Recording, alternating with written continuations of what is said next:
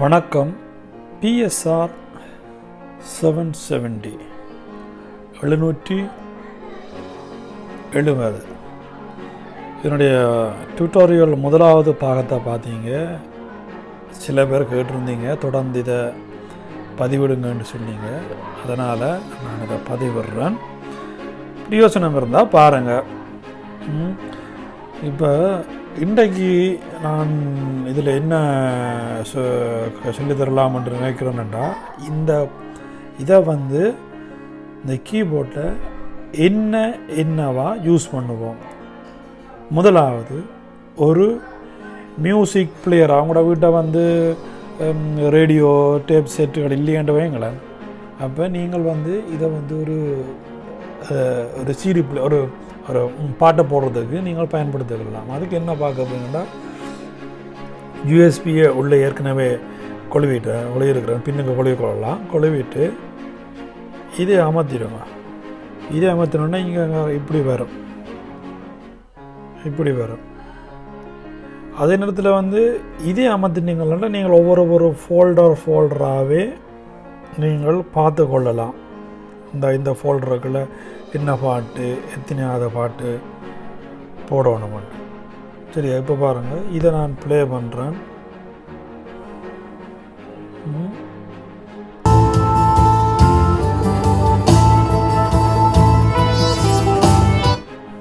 ரைட்டா? ரெண்டாவது இதை நீங்கள் எப்படி பண்ணலாமுன்னா, இப்போ இது ஒன்றும் இல்லை. இப்போ உங்களோட ஃபோனில் இருந்து கூட இதுக்கு இன்புட் அடித்து நீங்கள் பாட்டு கேட்டுக்கொள்ளலாம். இந்த பின் நார்மலான ஹெட்ஃபோன் ஜாக். இதை பின்னுக்கு ஆக்ஸ் இன்னு இருக்குது.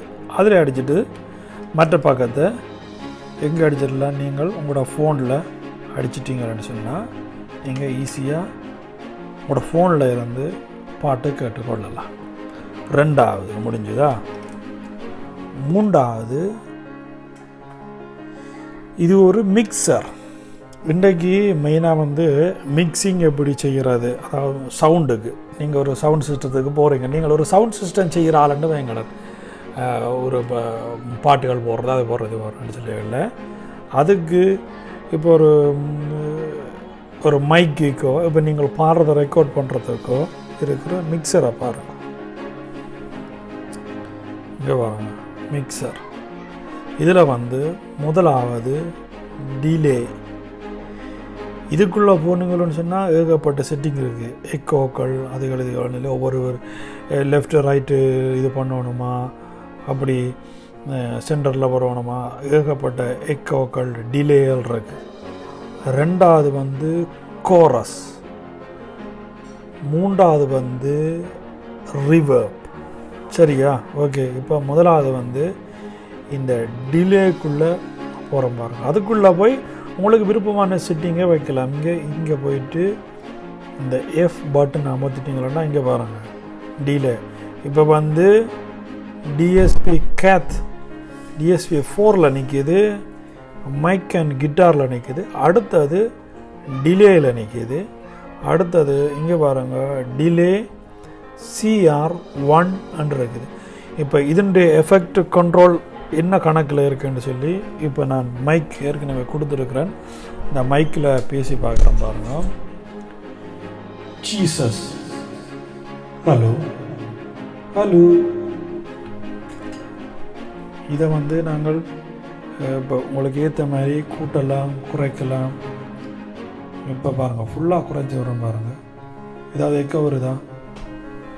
இல்லை. ஆனால் அந்த ஹால் எஃபெக்ட் வருது. காரணம் என்னென்னா, நான் அதை கொடுத்துருக்கிறபடியா, ஏற்கனவே செட் பண்ணி வச்சுருக்கக்கூடிய எல்லாத்தையும் 0க்கு கொண்டு வரேன் பாருங்கள். இப்படி தான் இருக்கும் நார்மல் மைக். இப்போ நான் மைக்கில் தான் பேசுகிறேன். இப்படி தான் இருக்கு. ஆனால் நாங்கள் இனி ஒவ்வொரு எஃபெக்டாக கொண்டு வரைக்க, இப்போ முதலாவது நீங்கள் டிலே செட் பண்ணுறதுக்கு பட்டனை கிளிக் பண்ணிவிட்டு பிறகு இதை ரொட்டேட் பண்ணினீங்களாலும் இன்க்ரீஸ் ஆகும். இதுக்கு முன்னால் இருக்கிற இந்த பட்டனை கிளிக் பண்ணாலும் இன்க்ரீஸ் ஆகும். சரியா? கூட்டிக்கொள்ளலாம். அதை கூட்டிக் கொள்ளலாம். இப்போ பாருங்கள், Jesus, Jesus coming soon. Hello hello hello. இப்போ பாருங்கள், இதுவே வெறும் 49 இருக்கிறது இவ்வளோ எஃபெக்ட் கொடுக்குது பாருங்கள். அடுத்தது நீங்கள் வேறு என்னென்ன எஃபெக்ட் கொடுக்க போகிறீங்களான்னு சொல்லி அடுத்தடுத்தது பார்க்கலாம். அடுத்தது பாருங்க, எக்கோவை நான் குறைக்கிறேன். எக்கோ டிலே வந்து ஒரு 20-25 30க்குள்ளே வச்சிங்களேன்னா கணக்காக இருக்கும். ஓகே. ரெண்டாவது வந்து கோரஸ், ரெண்டாவது இன்க்ரீஸ் பண்ணுறோம் பாருங்கள். Jesus,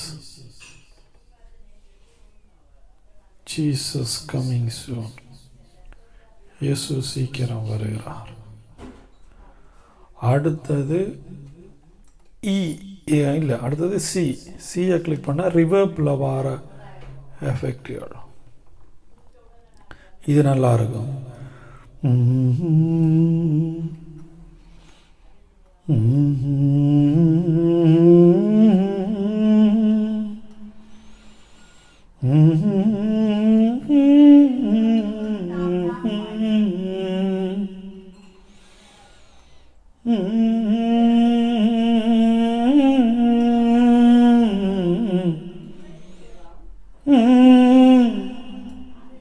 okay.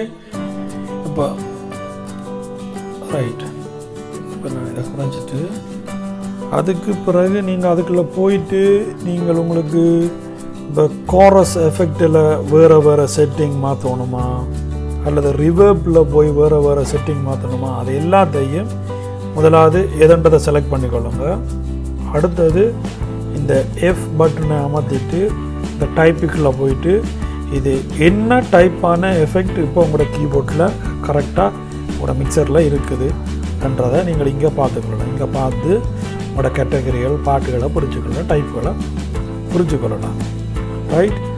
அதோட அதுக்கு பிறகு நீங்கள் வெளியில் வரதாண்டா இந்த எக்ஸிட் பட்டனை கிளிக் பண்ணிங்கன்னா நீங்கள் வெளியில் வந்துடலாம்.